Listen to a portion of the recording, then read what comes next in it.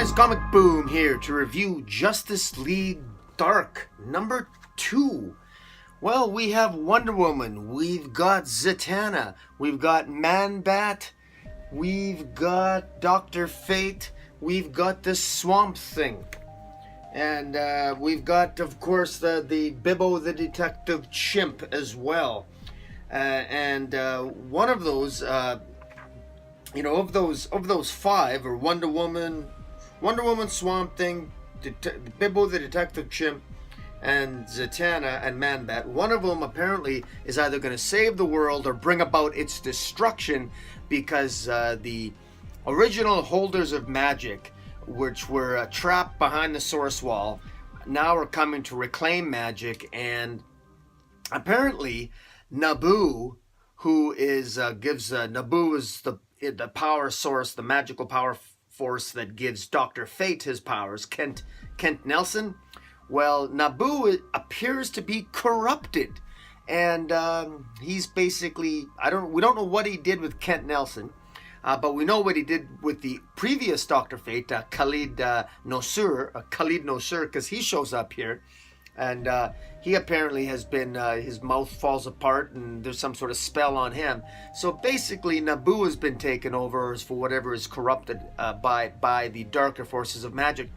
Wonder Woman has a confrontation with Zatanna in this issue that's very interesting, because she gets very pissed off at Zatanna, and she should, because the wielders of magic, they consider themselves almost like they kind of resent ordinary superheroes, because they feel outcast. It's like they have their own little boys and girls club, so to speak. After all, they had their Oblivion bar, they have their Oblivion place, or what they call their bar, the Oblivion bar, and they had their own way of doing things, and so and they don't work well together. There's different forces, there are different factions of magic. John Constantine shows up, and he doesn't really get along with Swamp Thing, and John Constantine doesn't really get along with Zatanna, despite the fact that they used to be lovers, and maybe they're on again, off again, who knows.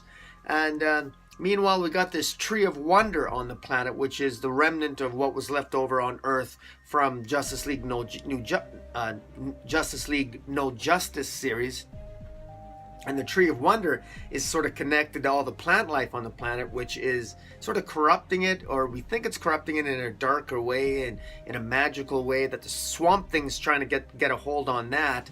Meanwhile, they're trying to figure out why is magic being corrupted, and what exactly is going on. And this issue ends with with a very ugly creature appearing, which I think might be the Upside Down Man. This is what this was sort of the bad guy that's hinted. The darkness that's coming is supposed to be epitomized in the form of this Upside Down Man, because at the last page is pretty epic here. I mean, it looks pretty scary, a really disgusting looking creature. And it says, magic turns upside down. And he says, now who shall I eat first? So this guy, you don't want to invite him over for dinner. He'll have you for dinner. And another interesting scene here is in this comic is Wonder Woman at the beginning has a flashback to when she was young on Paradise Island, when she witnessed a ceremony that she wasn't supposed to witness. And obviously she survived the experience, but how did it affect her? And it didn't really show. So we got some flashbacks here that are interesting, but nothing's really come of it. We're going to have to wait until probably future issues to see what exactly Wonder Woman witnessed.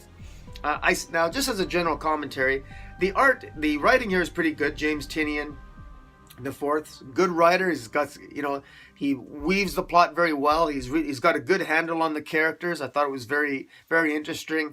I love the way the tension between the characters and the frustration that Wonder Woman has was well written. The dialogue I thought was pretty good. He's got a good handle on Wonder Woman's voice. I wish that Steve Orlando had a good handle on Wonder Woman's voice in Wonder Woman. He doesn't, and James Tynion has a better handle on Wonder Woman's voice than even James Robinson did or Greg Rucka did in the pages of Wonder Woman. So I've got to give him credit on that. The art here is really good.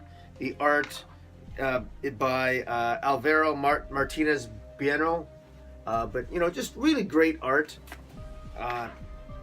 And again, I got to continue to compliment DC on the quality of the pages. I love they changed the quality of their print, was pretty good.